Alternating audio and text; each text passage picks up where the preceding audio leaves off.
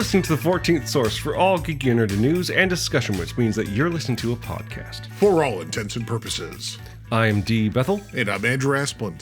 And we are your two overeducated, codependent nerd hosts, bringing you the things that we like to talk about, but filtered through inquisitive and critical lenses. In the episode for Friday, December 13th. Oh my God. Sorry, 2024. Is that right? Oh, excuse me. Yes, it is. It's Friday the 13th. Yeah, I'm sorry. I feel bad. At the time of this recording, I got the beef sleeps. Le bouffe. I had a you're fully shied. At a very fancy beef dinner from my local restaurant. And it's that thing where you're like, oh, I normally wouldn't eat something like this rich and fancy. But rich in terms of flavor. A flavor, like yeah. An exorbitant amount. It was actually right now. You don't want to flaunt. It class wasn't really that here. expensive. But it was very fancy. It was like a special, right. And I ate it. And then it's 30 minutes later. I'm like, dude, I'm suddenly so out of energy. I'm like, oh, I've got the beef sleeps. You had the true Thanksgiving right now. Yeah. So here I am I just want to crawl into bed and go to sleep for the night. But no, the podcast. No. Duty calls. And I'm guessing later, with all the beef you've eaten, duty might call again. Was this the real Call of Duty? Perhaps. This show is for Black adults. Ops. Jesus Christ. I think it's Brown Ops, actually. Modern Warfare. What other toilet jokes can we make? So before you explode, let's just go ahead and run through a couple of weeks in geek. We're also, hey, guess what, dear listeners? Andrew and I are still very busy with our day jobs. Who knew? Hopefully we'll get back to maybe a full episode at some point, but right now we're just here to touch base and make sure we are not becoming complete recluses. Yes. And so to help with that, let's discuss our respective weeks in geek. So Andrew, what was your week in geek like this week, aside from the beef? The beef sleeps. It's like the Odin sleep, but Yep. beef. No, I'd say the big thing is this last week was actually the series finale for the show Superman and Lois. Oh, which is also the finale of the CW verse, the Arrowverse, right? Well, Superman and Lois kind of departed the Arrowverse after the first season. But it debuted during that reign. But it's definitely and the characters came from that. Yeah, it's definitely the end of the Berlanti verse. There we go. Yeah. It's kind of a weird thing because it felt like that was such a staple of bad television I watch. God, for how long? Since 2014. Wow, it's 10 yees. That's crazy. Yeah, that's crazy. It was the final episode of the final season 4. Season 4, okay. Yeah. Although this last season was shorter, and it was I don't want to say they cut the cast. There's definitely less cast members. A lot of the regulars, the people who had been regulars, were kind of in most cases relegated to guest stars. Aside from the title characters, aside from a few of the family, right? The Kents. I will say though that having watched through it, I was okay with it. I actually enjoyed it. I'm going to make spoilers ahead for the 3 people that want to watch the show that haven't. None of whom are going to listen to the show. Damn. It was not a perfect show by any stretch of the imagination. But then again, no television show is. I will say, I actually enjoyed even the last season. I think the last season may in some ways have been kind of weak, but what I will say what I enjoyed was this is the season where, for those who don't know the show, the whole premise was it's Superman, it's Clark and Lois moving to Smallville after Martha Kent dies and kind of moving into the old Kent farm with their 2 twin sons, Jonathan and John and it's Jor-El and Jonathan, but what is Jordan? I was like, it's because he's named after Superman's 2 fathers. His kids are right. But I was like, what's the human name? It's Jordan and Jonathan, and they're non-identical twins. And I will say that in the first episode, it's like, oh, one of them has developed superpowers, and after a little twist, it's revealed, oh, it's the one that was kind of like the disillusioned with his father one, and they end up finding out that their father's Superman, which they didn't know. Anyway, and then 4 years of TV ensue. I will say that I think it was a conceptually a very well executed show, even when it did typical CW shit. Maybe more so than the Arrowverse had done in a while. A little bit more of the drama that didn't. So wait, he became Batman? Well, I say it became Arrow, but Yeah. which I guess is just Batman. It's just Batman. It's Green Batman. Green Batman. Gratman. No. Nope. But I will say, I think they did some really interesting things with the show. What I liked about the final season was that this was finally the season where the other brother who didn't have superpowers developed his superpowers, and they did have the family, the super family bit. Especially in the final episode, actually, they give them both costumes, and it's like, oh, this is just like the Super Friends family, and I was like, I was a little bit jazzed that yeah, that's cool. In the final 10 minutes of the show, this moment that felt really fun for me. It was like, oh, this is the end. But yeah, I think they did a really interesting show. The last season was a bit of a weird thing where they brought in Lex Luthor in season 3, and then he became the villain of season 4. Right. And wasn't there kind of a switcheroo about Lex early in the season, in the show? So when the show starts, you think the villain of season 1 is this man in power armor, who you hear him referred to by name as Captain Luthor. Okay. But he's not. He's actually, in fact, John Henry Irons from another universe, who basically a universe where Superman was the villain, was a bad guy. This guy the Injustice universe, yeah. He stole this power armor from Lex Luthor of that universe.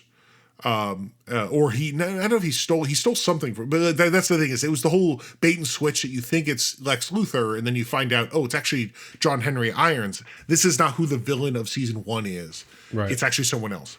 They did some interesting things. I have mixed feelings on Superman. I like it, but then sometimes I'm like, ooh, but it's Superman. I think first of all, the actor they have, Tyler Hoechlin, I think he's great. I actually a lot of praise for his performance. Yeah. I think he did great. I think that some of the stuff they did was really interesting. Kind of being able to do the Smallville-esque, what's it mean to be a teen developing these superpowers, but then with this weird idea of but your dad has them, except he's being cagey about it because he's your dad. Right. And they also did a whole Bizarro thing, which was interesting. That was season 2 or 2, 3, I forget. 2, because it had the original kid. One of the two sons the actor leaves the show after season 2. The ultimate superpower, being replaced. Yeah. Yep. And I will say, the kid that replaces him, at first you're like, ooh, you're a little bit different. And then you're like, you're fine, actually. In fact, you know what? I'm becoming more and more a fan of no one person plays a part. It's not John Locke that takes his place, is it? No. Oh, okay. I was just figuring maybe. There's an off chance. If you're still watching it, it's probably got John Locke in it. Sorry, I'm suddenly didn't mean to distract you. I was just like, wait, we're talking about Lost?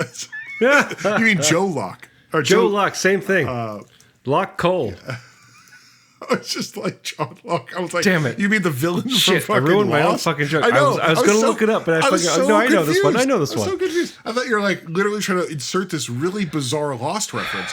Which, by the way, again, I always love the fact that, nope, not going to go there. Not going to talk about Lost today. Anyway, I'd say Another show I haven't seen. Superman and Lois, I think it's a fun show. It's a little bit drama llama at times. Because you have to remember the whole premise of the show is how do you make a compelling show where Superman, who is the Man of Steel, is threatened, right? But not just another motherfucker with kryptonite. how is it he's threatened? And they do some really like his family's in danger, right? Like that's a big thing.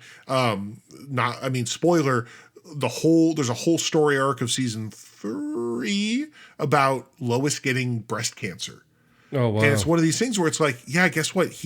Superman can't laser zap that away, right? Nope. I think they do some really, I think, solid of that kind of like the vulnerability of Superman, but not because just again not what we normally get to see, which is because another asshole brought kryptonite to the fight. Right. That sounds interesting. I got caught up in a little bit of the fervor around the finale because it was being discussed quite a bit, at least on my social media spheres.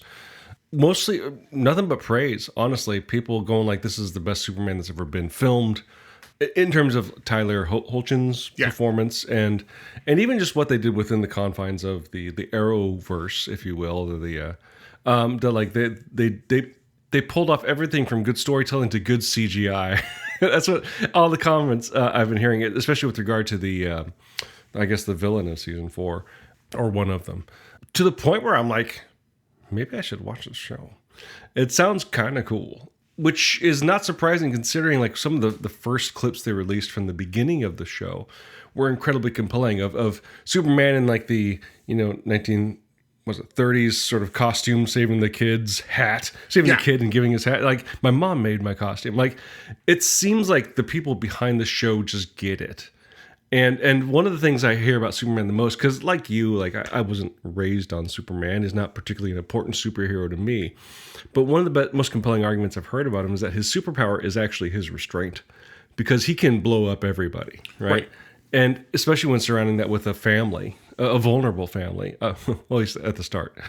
It's a very compelling premise for that kind of character. Yeah. So, and to have it work for 4 seasons, which is a pretty good run, like props, is compelling. And also it's not like 8 or 11 seasons. So it's like, I could probably watch this show and get 8 or 11 it. seasons. I'm looking at you, The Walking Dead. No, and when I'd say my only complaint of the final episode is because it kind of like it's Superman as he gets old. Because there's a context in which they establish that by the 4th season, Superman is getting older. Which is there's a reason why, which is a mild spoiler I'm not going to tell. But so they kind of have him like, as he and Lois now are growing old together, which is something that like there's this whole thing of they never thought they'd be able to do that, right? But now they can.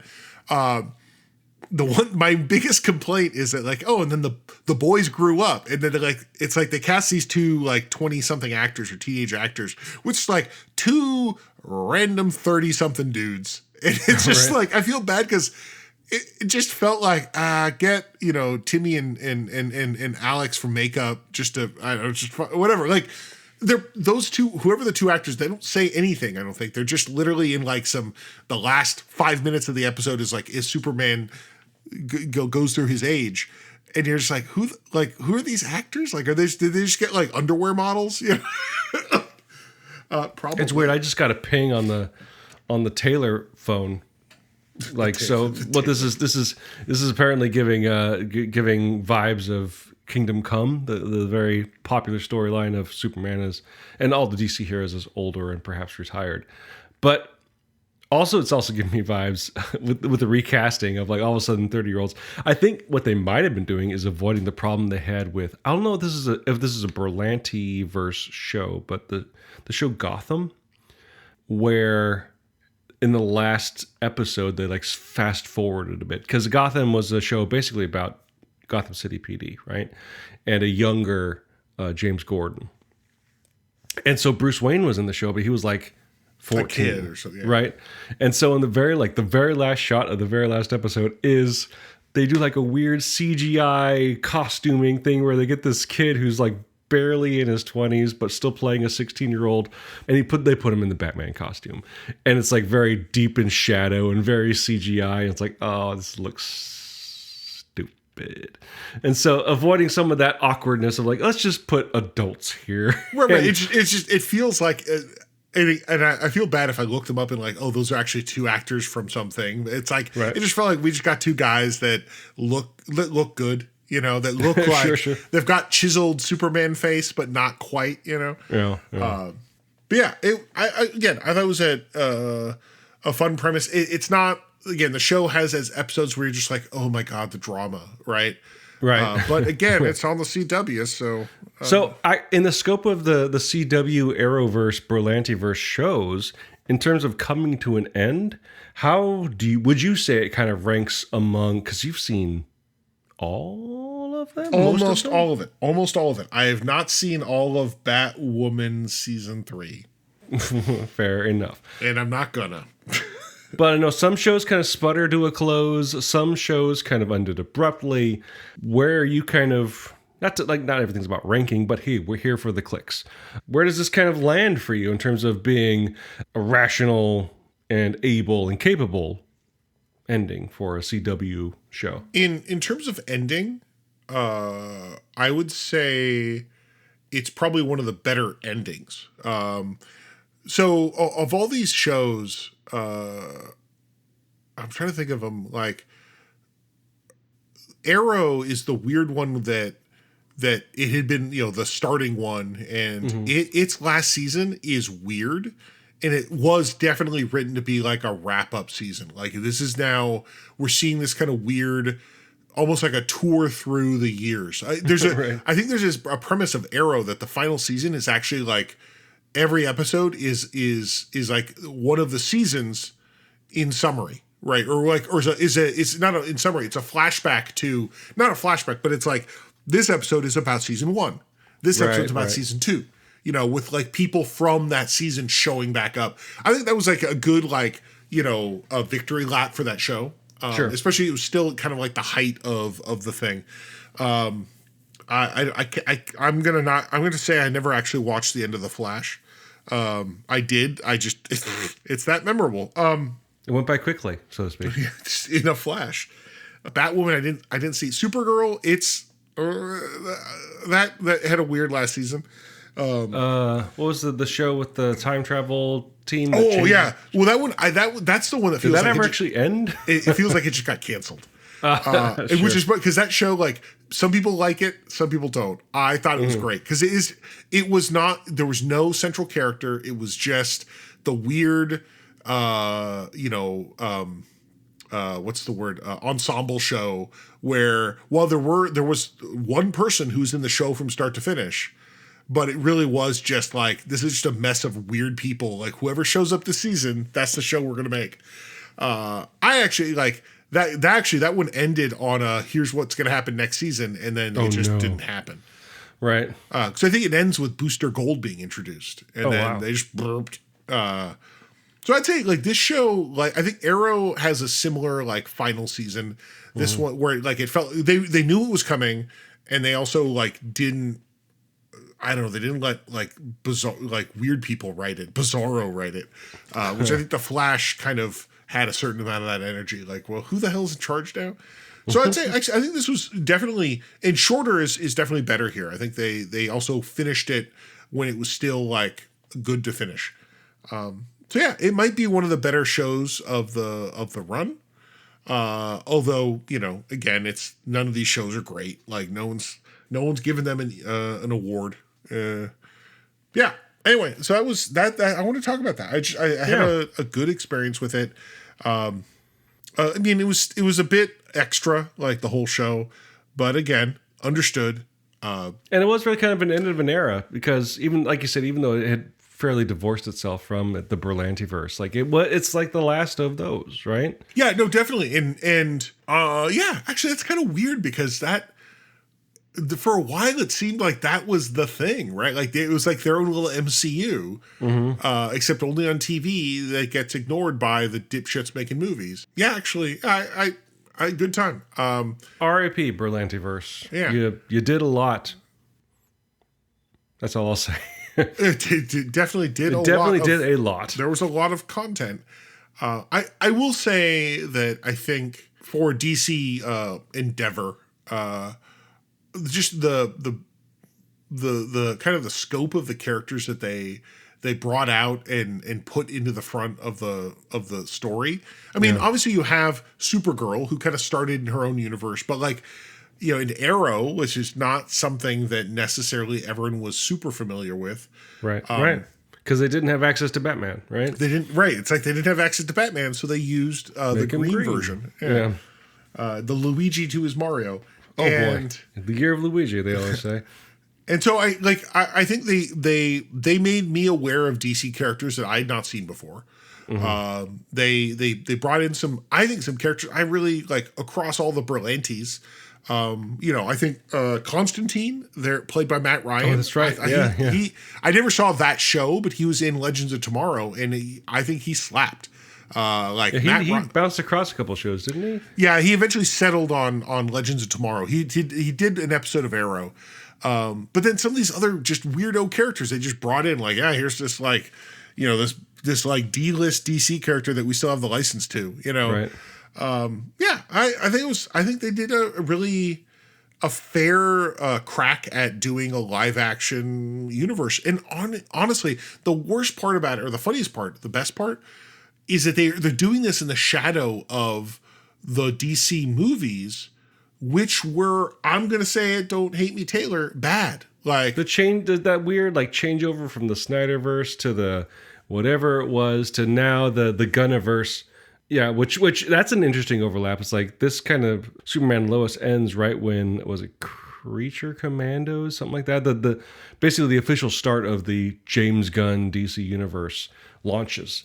And people are actually enjoying that show as well. But like that's obviously a very different thing. Wow, I didn't even realize that was a DC show. I just thought that was some weird thing.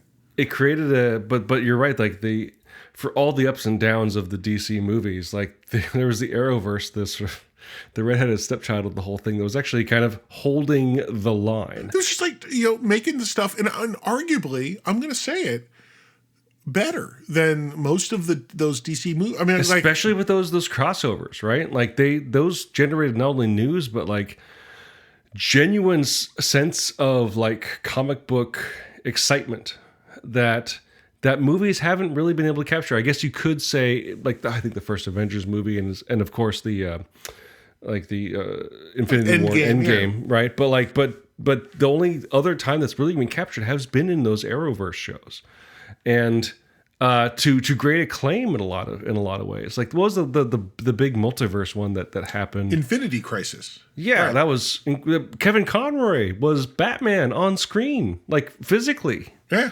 I mean, he wasn't in the costume, I don't think, but he was definitely in the weird power armor thing, right? Right, and also they brought back Brendan Routh as Superman. Tom Welling as well, right? In a very weird, I mean, Brandon Routh was collecting a couple paychecks from Greg Berlanti. Well, he was already in the verse. It was just, but that was the whole gag, that they brought him in to play Superman, right? Because it was kind of the acknowledgement he was actually pretty good at it. Like, say what you will about that movie, he had a Supermanism. Right. In fact, what the whole thing is, even the other people are like, wow, like the characters are like, it's Superman. It's Superman, right? And they didn't have to create a CG fucking puppet Nick Cage and or whatever. Yeah, a ghoul, a Christopher Reeve ghoul. Chris Reeves, yeah. Oh man, The Flash. Anyway. So yeah, there you go. That's over. It ends, and it ends on kind of like spoiler, Superman dies, but like of old age. Whoa, yeah. Nice. What a weird thing to be. Like, I guess, yeah. Anyway, there you go. Berlantiverse, set sail to the next place. But anyway, that's my little Week in Geek there, Dan. What about you? Okay, so it was a very little Week in Geek. Turned out to be bigger than we thought. I've got a little Week in Geek. Well, see your doctor. I played a really interesting little video game called Still Wakes the Deep. Basically, Andrew, have you heard of The Thing, the movie? The John Carpenter I was going to say, The Thing, yes, The Thing. I call it that too. Yeah. Yes, he told me to see my doctor about it. The John Carpenter film, The Thing. Oh, I thought you meant the 1936... Oh, yeah. The Thing from Another World. From Another World. Or Who Goes There, I think is the original story. And then I would always argue, like, right in there is also At the Mountains of Madness. But whatever. Take The Thing, put it on an oil rig in the middle of the ocean, and make it Scottish. And that has basically summarized Still Wakes the Deep. Still Wakes the Deep is a video game made by a UK developer called The Chinese Room. It's philosophy. It's philosophy, Dan. It's super awkward. Ask your father. I will not. We're not on talking terms about video games. It's because he doesn't know what they are. No, it's a reference to. I'm assuming it's John Searle's argument against the Turing test is the Chinese Room, which I always misinterpret as the Red Room, which is different. That's a Marvel thing. Yeah, that's different. Yeah. Anyway, no, I'm assuming that's what it's actually named after. This thought experiment that John Searle, I believe his name is, created, which I never was a big fan of. But anyway. Well, there you go. So it's by the company, published by a company called Secret Mode, but that's irrelevant. It is a narrative horror game that takes place, like I said, on a Scottish oil derrick in 1975 in the North Sea. And it is fascinating because it's kind of a game that's made for me at my ripe old age of 44. That's how old I am, right? Yeah, 44. I love narrative in games. I'm not a competitive game player, but mostly because I'm a very bad sport. But also, I don't have a lot of time. So I like when it comes to very complicated mechanics or complex systems. Yes, if it's a game that really grips me, I can get invested. But in most cases, I want to sit down and just enjoy a story. And I have no problem with a little bit of challenge, but like I just want to get through it. And this game is really interesting because I've been playing also the remake of the horror game, sci-fi horror game Dead Space, which I got to a boss fight. I'm like, I'm kind of fucking done because fuck this bullshit. It's too hard. Not even it's too hard. It's like, I don't have the time for this. Like, I see what it wants me to do. It's going to take me a long time to get through this. And like, God bless anybody that wants to take the time to do this. But like, I was enjoying it, but not enough to be like, I'm going to slam my head against the wall to beat this boss. Because it's just like, they want me to do like 15 tasks. I'm like, how about just 3? Right? My time is precious here. And so I feel like Still Wakes the Deep respects my time a bit more, despite being quote unquote easy. So I'll say this about Still Wakes the Deep. There's no combat. There's no inventory. It's all a narrative adventure. Light puzzle very light puzzle solving. But it's all about atmosphere, mood, and visuals. You play a guy named Kaz, a guy who has taken a job on an oil derrick in the middle of the North Sea because he accidentally caused some problems at home, which have actually come to bear at the beginning of this game, where he basically gets fired from his job on the oil rig. He tried to run away and hide on an oil derrick. But as he's walking to the helicopter to fly home to face the police, let's just say the oil derrick drills a bit deep into something they weren't expecting. Been there. And then, part of me actually thinks I'm going to resurrect something that we haven't done in years, but like the Week in Geek follow-up articles, because I feel like I have more to say about this, but I'm still digesting the game. And I feel like I have more to say about it, considering how much Lovecraft I've consumed and how much we've talked about this stuff. Because there's a very strong Lovecraftian element in this that's tied up with a very personal story with this character Kaz, and ultimately kind of what does it take to do the right thing? What does doing the right thing actually mean? As well as the sort of cultural static that involves Scotland's place in the UK, and it's interesting. It's a really interesting game, and that's one thing that jumps out at me right away when I was playing is like, this game is like capital S Scottish. As with most games, play with the subtitles on, but the voice actors, the majority of the voice actors they've hired are Scottish, and the non-Scottish voice actors that they've hired are not playing Scottish characters. But with that in mind, one thing I noticed, because I've consumed a lot of Scottish content in the last 10 years, is that it's written with sort of like the Scottish brogue, but it's translated in the subtitles. So like they use Scottish slang when these Scottish characters are talking to each other, but the subtitles kind of make it understandable by the rest of the world, which I thought was kind of a clever move. It's not just a literal subtitling of what people are saying. That makes sense. Yeah, and it's cool. So and that combined with it taking place in 1975, And it being kind of like, for lack of a better word, a walking simulator. That's probably the closest analog I can make to its gameplay. Like I said, there's no combat. It's mostly about walking around, reading stuff, and then running away from scary monsters. You kind of ingest a lot of the culture that this oil derrick is living within, in terms of you go into the British guy's room, to be honest, and he's like, you find this poster saying like, immigrants are bad and they're ruining the UK, and the main character that you're playing as has some unkind words to say about the gentleman whose bunk that is and who hung up the poster. But it's a very simple but evocative and engaging game that is pretty thoughtful in terms of how it combines cosmic horror with a very personal and sad story, that engaging with sort of the horrors of the unknown and how humanity is malleable and small, balancing the delicate interplay between selfish goals and needs, the needs of those you love, and ultimately the fate of the planet, in as much as you can make any sort of impact on that, which it leaves, spoiler alert, it leaves ambiguous, much like the fiction that inspired it. It's a really interesting premise that I found really engaging, despite being a very short experience. It took me, for the first playthrough, about 4 hours to get through. And so, like I said, it's a game where you're basically just kind of walking around this oil derrick. You're going back and forth between places, communicating with other survivors after this accident happens, to try to make sure, try to get off the oil derrick, but then things keep going wrong. The main mechanic is walking and climbing. You're walking around and climbing. Man. Yeah, you're walking and climbing. What if Firewatch? And then, dude, you're not wrong. This is yeah, Scottish Firewatch. It's a really interesting, concise experience that I haven't played in a very long time, that makes it really engaging. As much as I love games that are more complicated, more perhaps, immediately engaging, this kind of tickles an itch for me, to the point where I'm already on my second playthrough. As of this recording, to the day of this recording, they released an update. I'm like, what was updated? Well, they added a black and white version.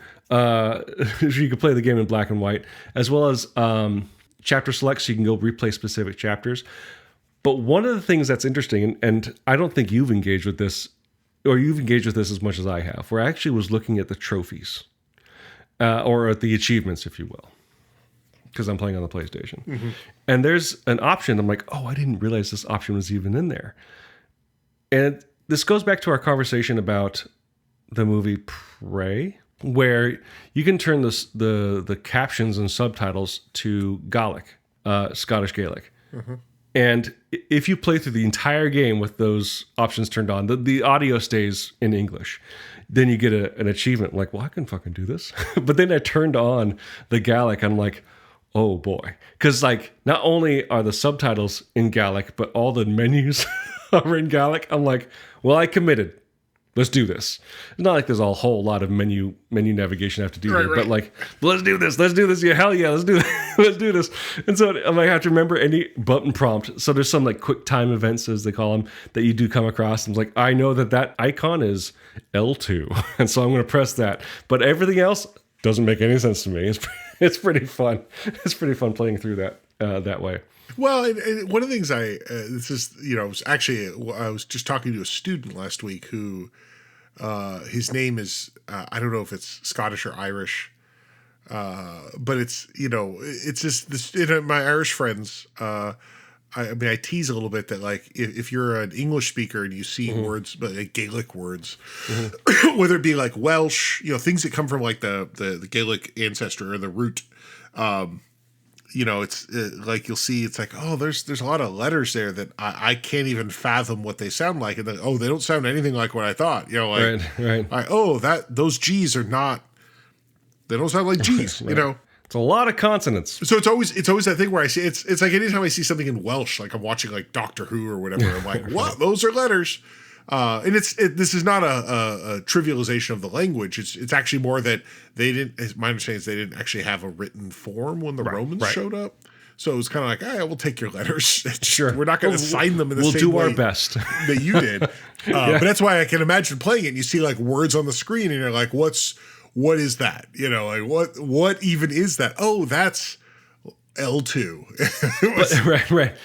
And I think that the thing that's standing out to me right now, aside from like the cosmic horror of it all, which I think through more playthroughs, considering the game is so short, are more, I'll pull more of that meaning out. But like the thing that really stands out goes back to what we're talking about with Prey, which is like, yeah, the dialogue doesn't change in terms of, you know, they're still speaking English, but like such a celebration of culture, of not only having a majority of the cast being Scottish, it being a Scottish oil rig, written by a game created by people from the UK, and having achievement, but also just having the ability to turn on, you know, the Gaelic subtitles is such a celebration of culture that is otherwise pretty ignored, and is a language that in a lot of ways is struggling and or dying. Is awesome to see in a very modern culture space like video games. Like we saw with Prey and the native languages that it was celebrating. So that the game is more than just like, oh, is this horror game good or not? Because I'm sure I could go online and see reviews saying like, oh, it's not scary enough or it's not hard enough. I'm like, but it's Scottish enough, bro. And that's incredible in its own right, right? So I wanted to highlight this game because I think it is a very good game. It looks very good. It plays well for what it is, as long as you go in knowing what you're getting. It's a very good piece of Lovecraftian horror that doesn't frustrate people like you and me, where it's like, well, I don't have the time, patience, or intelligence to play a game this hard. It's like I got everything out of it that it wanted to give, and I was able to get through the whole thing and enjoy it. And I would recommend it. I would recommend it to someone like you, Andrew, but also to other people, other fans of cosmic horror, and a premise as interesting as this. Of course, a horror story set on an ocean oil rig. That's awesome, right? Right. That's awesome. No, it's funny because you suddenly just got me thinking of speaking of cosmic horror. I somehow YouTube decided that I really wanted to watch the music video for the kind of one of the songs from Alan Wake 2, Herald of Darkness, which if you've not, so the music video is actually like, I think 7 minutes long. And I believe it has some spoilers. The whole premise of it is bizarre because it's essentially from a talk show. Okay, that's right. But what I will say is just I really want to play Alan Wake 2, except that even Alan Wake 1, like the game part was kind of frustratingly difficult, but not for a fun reason. But you know, like I'm saying, like there's something about a game that can be challenging, but like, oh yeah, but there's something fun about that. This is not that. This is just challenging to be challenging because it, you know. So it's nice. Part of me is almost like, yeah, you know, maybe the horror game could be just a little easier, you know. If it sounds at least any kind of interesting to anybody listening, check it out. And if you can pick it up, please do. Support this interesting little game with a cool title. Still Wakes the Deep. So if you, dear listeners, have any thoughts about the topics we discussed this week, feel free to leave your thoughts as comments on the page for this episode at forallintents.net. You can also post your comments or engage in conversations with other listeners on our Facebook page. You can find us on other social media as well, specifically the places that Andrew and I frequent, which means you can find me on Instagram at dbethelcomics, and you can find Andrew on Mastodon at profounddark@dice.camp. While you're at our website at forallintents.net, you can also take a look at our YouTube page, which you can find by clicking on the link in the corner that says YouTube. There you'll find this show simulcast in YouTube. If you do listen to the show on YouTube, please like and subscribe, or as the kids like to say, ring that bell.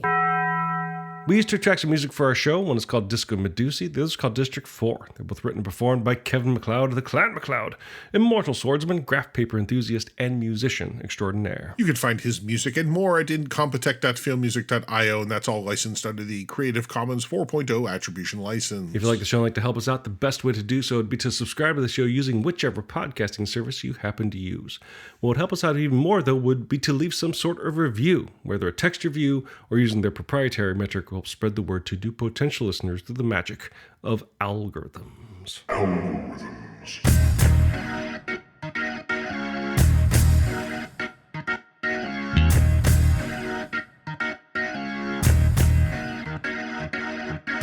No. I just think it's hilarious that I've watched this music video for Alan Wake 2 a bunch of times. But then the idea of playing Alan Wake 2 is like, oh. Right? Like I watched my partner play through it and the struggles of like the tech stuff. I'm like, I wanna experience this game, but boy oh boy do I not want to play it.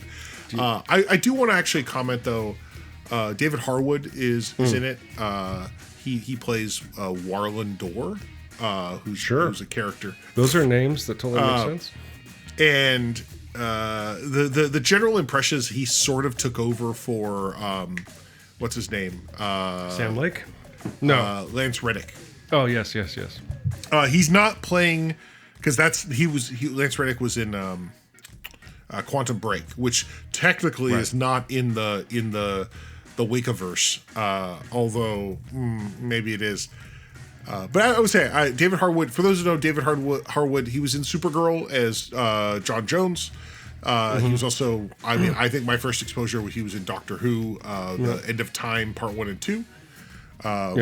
He's an interesting actor that and to see him in this video game in the most bizarre fucking role. One could imagine for an actor like him to be like, you're an extra dimensional talk show host. And you're like, I'm sorry. Sure. Record scratch, what? Right. And to see him in this weird music video dancing and singing with Sam Lake, the creator of the game, and the actor that plays Alan Wake, and the Old Gods of Asgard, the band.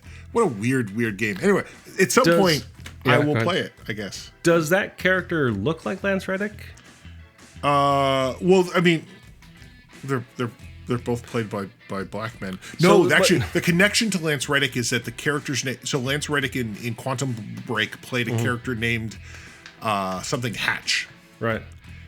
And this is Warlin Door, and there is this idea. And I have not played Quantum Break. I suspect that they're going to actually do. I have this gag that actually Alan Wake 2 is just part of a rolling marketing campaign to get people to play all their old games. Right, because they're doing a new Ultimate Edition of Control for the Mac coming out this year or next year. They're also doing a remake of Pew Pew Detective. Max Payne, which technically not Max part Payne. of the... Pew. Yeah, I'm sorry, Detective, Pew because of the slowdown mechanic. But Max Payne is not part of the Alan Wakeaverse, except that there is a character in the Alan Wakeaverse that is literally a stand-in for Max Payne. Yep. And in fact, played by modeled after the same person, Sam Lake, the creator, and voiced by the same actor. Referenced in Control as well. So yeah, so it is a weird thing where what a weird game. Keep making these games, and you're going to want to go play our old games, even the ones that were flops. And to bring it all around, Lance Reddick is also well known for playing another video game character whose likeness is based on his likeness.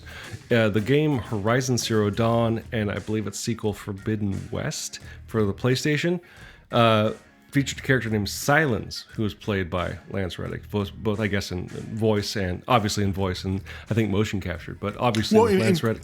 In Quantum Break, he played because he was actually he acted it, and then in Alan Wake, David Harwood does portray the character of Warlin Door.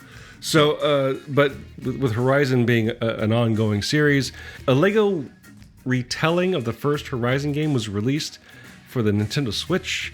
But that character is a major Lance Reddick's character is a major character in the Horizon universe. And it was confirmed that the voice actor they got to play the Lego version of Silence, the Lance Reddick character, is going to be the actor playing that character going forward, who was none other, again, to bring it all around to everything that we care about and everything we talk about, played by Tim Russ. Oh, that was not what I expected you to say. Actually, Tuvok from Star Trek Voyager. So here we go. It's all Star Trek in the end. So until you find that something that you love is actually connected to Star Trek in a roundabout way, I'm D. Bethel. And I'm Andrew Asplund. And for all intents and purposes, that was a podcast.